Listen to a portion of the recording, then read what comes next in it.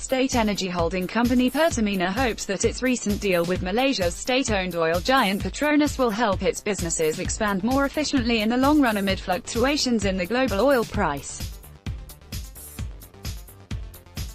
The deal, signed in Kuala Lumpur, Malaysia, in late February, would be an umbrella agreement for future business cooperation between both companies in terms of operational activities and other strategic measures, said Heru Setiawan, who is Pertamina's Director of Investment Planning and Risk Management.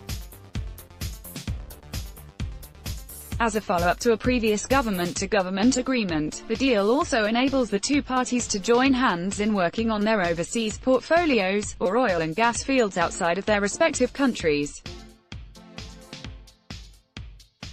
Heru said there could be possible collaboration at the upstream, midstream and downstream sides, such as research and development, joint exploration activities, technology implementation in oil and gas blocks, as well as the trade of products and the sharing of knowledge with regards to renewable energy.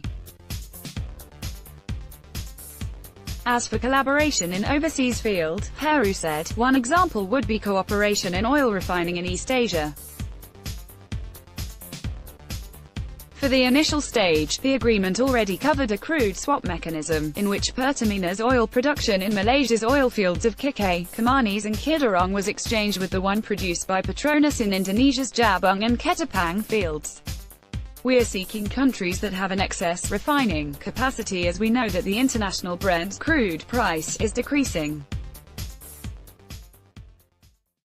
Therefore, we can utilize the excess capacity. Heru said, in a nutshell, what we agreed upon with Petronas is whether we can use its refineries to process crude from Pertamina's production in Malaysia. It can also be done for our crude produced in other countries. Pertamina International EPPIEP, which is Pertamina's arm that is responsible for managing its overseas assets, handles fields in 12 countries, namely Iraq, Algeria, Malaysia, Canada, Colombia, France, Gabon, Italy, Myanmar, Namibia, Nigeria and Tanzania. In Malaysia, PIEP owns shares in 8 blocks, 3 of which are production blocks with each stake not higher than 25.5%. The Kikeh field is among the 8 blocks, located at the offshore Block K near Sabah. Heru added that beside the crude processing deal, Pertamina also discussed further cooperation with Petronas in oil and gas exploration activities in the Middle East and Africa, considering the fact that both companies own assets in those regions.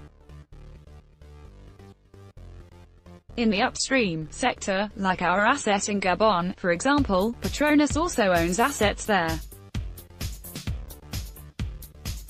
So, we can cooperate in our business operation, such as joint cargo or operations. We can share the infrastructures together, he said. Pertamina Upstream Director Darmawan Samsu said the company was also looking at increasing its stake in Malaysia's oil and gas fields, including the Kikeh field. We have a share in Kikeh of around 25% and there's possibility for us to farming, but we are still in early discussions about the concept, he said. Darmawan, a former country head of British oil giant BP, said striking a long-term deal with Petronas was an effort to make Pertamina a global energy player. The statements from both Pertamina's executives came against the backdrop of the company's dwindling profitability, which is arguably due to the government's order to not increase fuel prices, according to experts.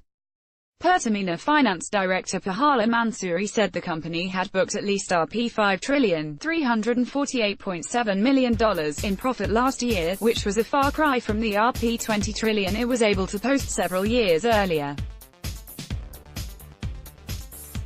He declined to confirm when reporters asked him whether the amount could be lower than $10 trillion. I couldn't say whether it was lower than $10 trillion. We'll have to wait for the final audit from the Supreme Audit Agency, BPK, and hopefully the result, can be published by the end of March, he said. Separately, Toto Pranoto, the managing director of the University of Indonesia's Management Institute, told the Jakarta Post that the government should improve the cost structure of state-owned enterprises, especially high-leverage companies like Pertamina. The government needs to strive for a better cost structure, especially for firms with a high leverage. By doing so, it will help the company's finances when their revenue growth isn't doing well, he said.